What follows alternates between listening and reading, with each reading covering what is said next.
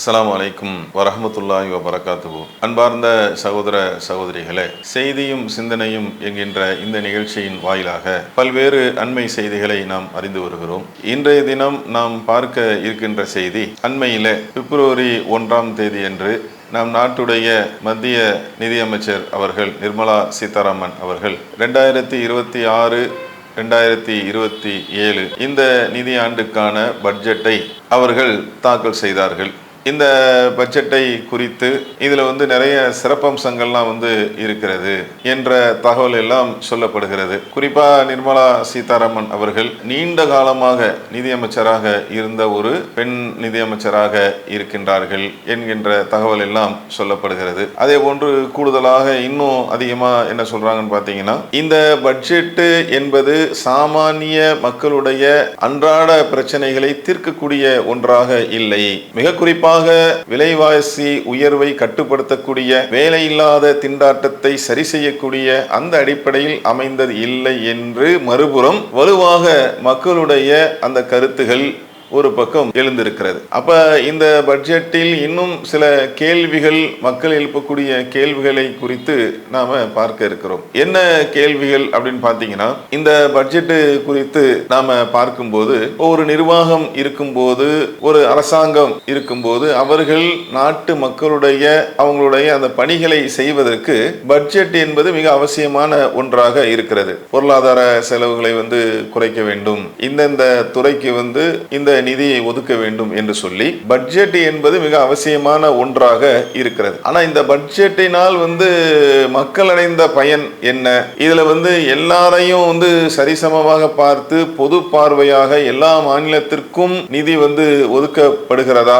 அதே போல இவர்கள் இத்தனை ஆண்டுகளாக கிட்டத்தட்ட பாத்தீங்கன்னா 12 வருஷம் ஆகிவிட்டது. அந்த 12 வருஷத்துல இவங்க பல முறை என்ன செஞ்சிருக்காங்க, பட்ஜெட் தாக்கல் செய்திருக்கிறார்கள். இவங்க சொன்ன அந்த என்னெல்லாம் பட்ஜெட்டில் தாக்கல் பண்ணாங்களோ அதெல்லாம் செஞ்சிட்டாங்களா? இப்படி பல்வேறு கேள்விகள் எழுகிறது. மிக குறிப்பாக நாம் வாழுகின்ற இந்த தமிழகம் புறக்கணிக்கப்பட்டிருக்கிறது.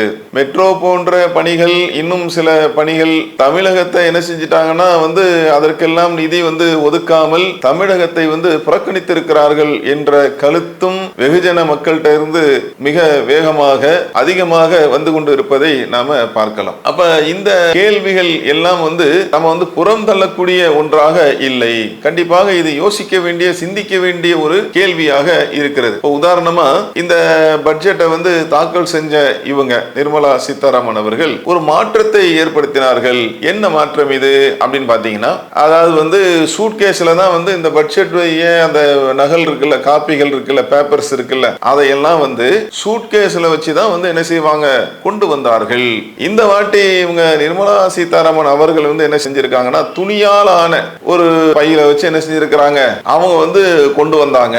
சரி, அவங்க யோசிச்சிருக்கிறாங்க, அந்த அடிப்படையில் ஒரு மாற்றத்தை கொண்டு வந்திருக்காங்க அப்படின்னு வைங்களேன். இப்ப சூட்கேஸ்ல இருந்து துணியாக அந்த மாறியது, துணியால் செய்யப்பட்ட ஒரு பொருளுக்கு மாறியதுனால மக்களுக்கு என்ன நன்மை? கேள்வி எழுதல. இப்ப என்ன செஞ்சிருக்கலாம் அப்படின்னா, மக்களுடைய வெகுஜன மக்களுடைய பார்வைகள் என்ன அப்படின்னா, நீங்க இத்தனை ஆண்டு காலமா பட்ஜெட்டை போட்டீங்க. பட்ஜெட் என்பது எலெக்ஷன்ல தேர்தல்ல சொல்லக்கூடிய தேர்தல் வாக்குறுதி மாதிரி இருக்க கூடாது, இல்ல அது மாதிரி ஆகிவிட்டதோ என்கின்ற கவலை நாட்டு மக்களுக்கு எழுந்திருக்கிறது. ஏன்னா நாட்டு மக்களுடைய குறைகளை தீர்ப்பதற்கு, அவருடைய வாழ்வாதாரத்தை பெருக்குவது தானங்க, அதுக்கு தானங்க பட்ஜெட், அதுக்கு தானே அரசாங்கம், அதுக்கு தானே பட்ஜெட் எல்லாம் போடுறாங்க. ஆனா இங்க என்ன நடக்குது, என்ன கேள்வி வருதுன்னு பாத்தீங்கன்னா, இத்தனை வாட்டி நீங்க பட்ஜெட் போட்டிருக்கீங்கல்ல, இதுல நாங்க சென்ற முறை போட்ட பட்ஜெட்ல இந்த திட்டத்தெல்லாம் கொண்டு வருவோம், இந்த மாதிரி விஷயங்களுக்கு நாங்க நிதி ஒதுக்குவோம் என்றெல்லாம் சொல்லியிருப்பாங்கல்ல, அதுல என்னெல்லாம் நீங்க செஞ்சீங்க? ஏன்னா எலெக்ஷன்ல தேர்தல் வாக்குறுதி இருக்கு பாருங்க, அது அந்த நேரத்துக்கு அடிச்சுட்டு போறதுதானே, மக்களும் மறந்துடுவாங்க.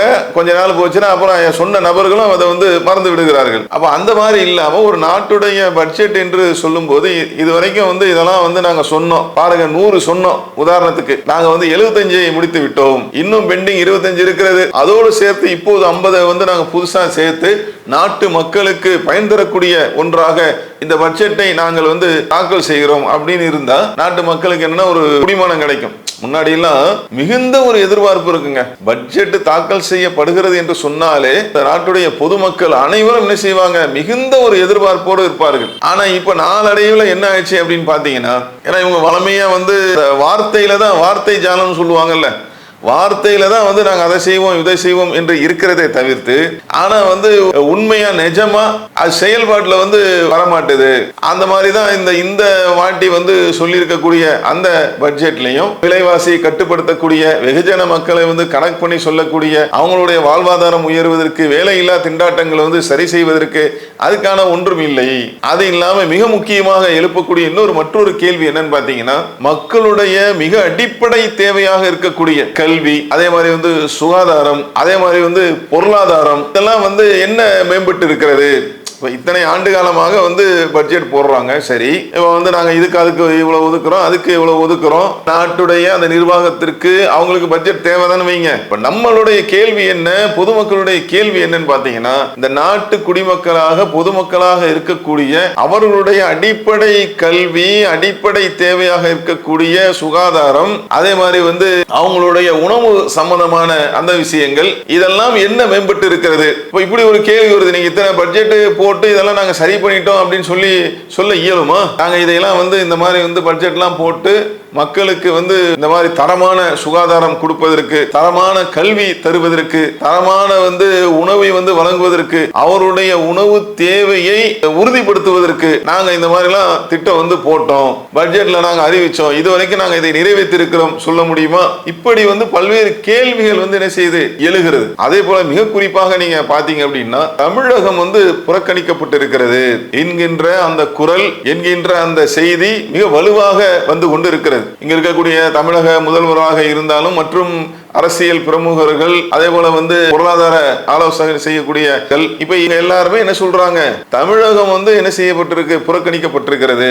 ஆனா பொதுவா பாஜக உடைய அந்த ஆட்சியில அவர்கள் தாக்கல் செய்யக்கூடிய அந்த பட்ஜெட்ல என்ன இருக்குன்னு பாத்தீங்கன்னா, இது இயல்பான ஒண்ணுதான். அதாவது அவங்க கொண்டு வர அந்த திட்டங்கள், அந்த ஒதுக்கீடுகள், நிதி ஒதுக்குவது, இதெல்லாம் யாருக்கு பயன் தரும் என்று சொன்னால், ஒட்டுமொத்தமாக இருக்கக்கூடிய அனைத்து மக்களுக்கும் பயன் தருமா என்று கேள்வி எழுப்பினால், இப்ப பதில் வருதுல, தமிழகம் புறக்கணிக்கப்பட்டிருக்கு, எங்க யாருக்கு அது பயன் தரும் என்று சொன்னால், எங்கெல்லாம் பாஜக கட்சியை சேர்ந்தவர்கள், பாஜகவை சேர்ந்தவர்கள் எங்கே அவங்களுடைய ஆட்சி எந்த மாநிலத்தில் நடக்கிறதோ அவர்களுக்குத்தான் அது பயனளிக்கும். அவங்க ஆட்சி எங்கெல்லாம் நடக்கலையோ அவங்களுக்கு அந்த மாநிலத்துக்கு என்ன இருக்காது, இவங்களுடைய இந்த பட்ஜெட்ல ஒதுக்கீடு இருக்காது. இது மக்கள் பழகி போன ஒன்றாகத்தான் இருக்கிறது. இருந்தாலும் ஒரு எதிர்பார்ப்பு இருக்கும்ல, பட்ஜெட் அப்படின்னு சொன்னா இந்த வாட்டியாவது கரெக்டா பண்ணிடுவாங்களா அப்படின்னு ஒரு எதிர்பார்ப்பு இருக்கத்தானே செய்யும். அந்த அடிப்படையில் பார்த்தால் இந்த வாட்டியும் என்ன இல்ல, தமிழகத்திற்கு ஒன்றும் இல்லாமல் இருக்கிறது. அப்ப நிலைமை பாத்தீங்க அப்படின்னா இப்படிதாங்க போயிட்டு இருக்கிறது. அப்ப பொதுமக்களாக இருக்கக்கூடிய நாம, நம்மளுடைய பார்வை, நம்மளுடைய சிந்தனை, அதை நம்ம ஒரு சேர என்ன செய்யணும், நம்ம சேர்த்து இந்த நிலை இப்படி சென்று கொண்டு இருக்கிறது.